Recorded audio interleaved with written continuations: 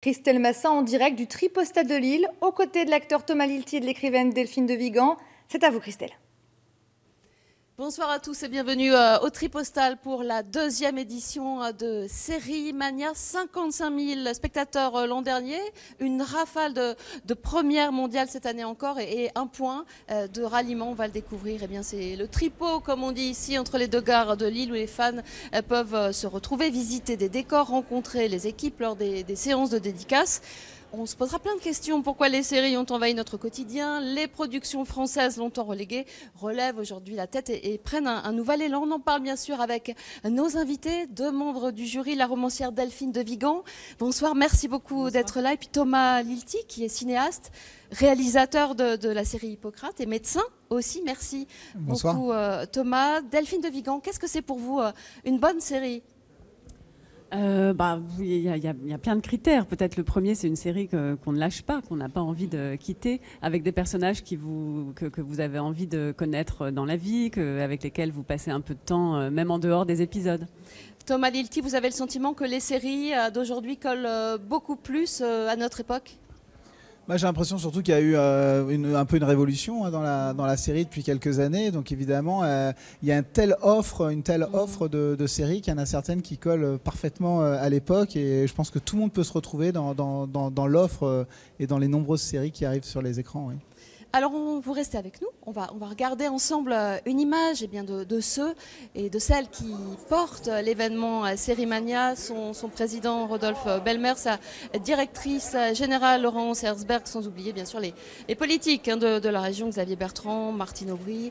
On rappelle que l'événement Série Mania va rayonner sur 6 villes de la région et ce jusqu'au samedi prochain. Delphine de Vigan, vous nous parliez tout à l'heure des personnages.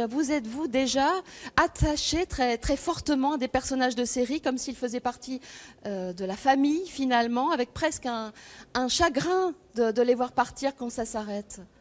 Oui, ça m'est arrivé, comme avec des personnages de romans d'ailleurs. Je crois que c'est le grand pouvoir de la fiction, en fait, de nous offrir des mondes, des personnages que nous ne rencontrerions pas dans la vraie vie. Un bon personnage de série, c'est un personnage plein d'ambiguïté, en conflit avec les autres, en conflit parfois aussi avec lui-même. Oui, il faut qu'il ait quand même un petit peu d'opacité pour qu'on puisse s'intéresser à lui. Il ne faut pas qu'il soit trop transparent. Thomas Lilti, médecin de campagne, première année, c'est vous au cinéma. Hippocrate aussi au cinéma. Et puis la série qui raconte cette vie dans un hôpital français. Pourquoi les séries font-elles de plus en plus appel à des cinéastes? Ah non, moi je crois pas que ce soit les séries qui font appel aux cinéastes. Je pense que c'est c'est les cinéastes qui ont envie de faire de la série, quoi. En tout cas, moi c'est mon cas. On est arrivé. Moi je fais pas de hiérarchie entre cinéma, série. Je pense que c'est des lieux de création. À partir du moment où on a de la liberté, où on a des moyens, où on sent qu'on a une liberté artistique, où il y a un engouement autour des projets qu'on essaie de défendre, il n'y a aucune raison de pas s'y atteler à ce plaisir qu'est de faire de la série. Delphine de Vigan. Un petit quiz pour vous. Vous choisissez entre Mad Men, Sex and the City et Borgen. Votre préféré? Borgen, un portrait de femme incroyable. Thomas, Grey's Anatomy, The Good Doctor ou Urgence? Voyez où je veux en venir? Je choisis Urgence, évidemment. On a une des comédiennes dans le jury, donc d'une part. Et puis non, mais surtout Urgence. Urgence a commencé en 94. Moi, j'ai eu mon bac en 93. J'ai commencé mes études de médecine donc en 93, 94. Et j'ai grandi avec Urgence en même temps que je faisais mes études de médecine. Donc c'est un souvenir très profondément lié à mon apprentissage. C'était dimanche soir. Voilà. Exactement. Et puis vous écrivez en ce moment la saison 2. J'écris avec mes co-auteurs.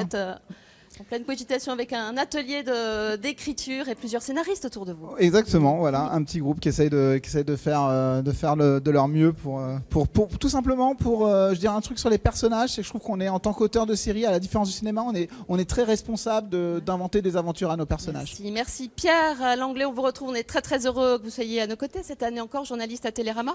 Quels sont les temps forts de cette deuxième édition? Alors beaucoup de choses évidemment, ça va être difficile de faire ça en un temps record. Niveau des masterclass, des rencontres comme comme on dit, pour aller écouter un petit peu ceux qui font les séries. Au rayon vedette, si j'ose dire, Uma Thurman qui sera là. Alors elle parlera, j'imagine, de pas que les séries, parce qu'elle a surtout une grosse carrière cinéma. Freddie Highmore, l'acteur et producteur de The Good Doctor, qu'on connaît depuis un petit moment, depuis qu'il est tout jeune, dans Charlie et la chocolaterie, au cinéma justement. Et puis 2 masterclass peut-être plus techniques avec Martine Oxon, la présidente du jury, qui a fait récemment Sharp Objects, et l'équipe de Black Mirror, les créateurs de Black Mirror, pour creuser vraiment au cœur de cette anthologie de Netflix. Il est complètement incollable. Pierre, pour conclure, la série qui est présentée ce soir en première internationale.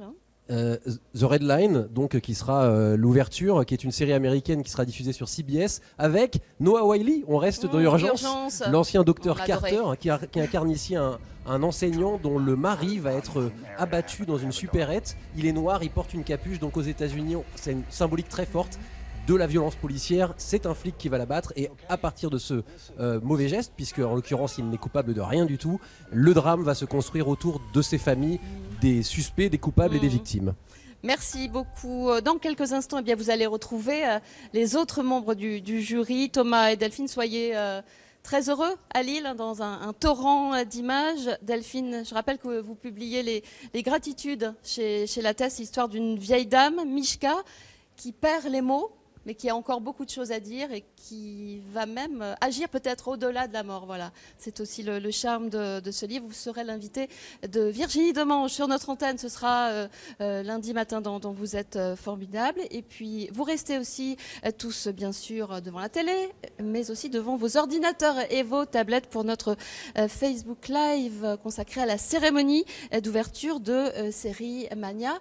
Je vous souhaite une très bonne soirée et je vous dis à demain.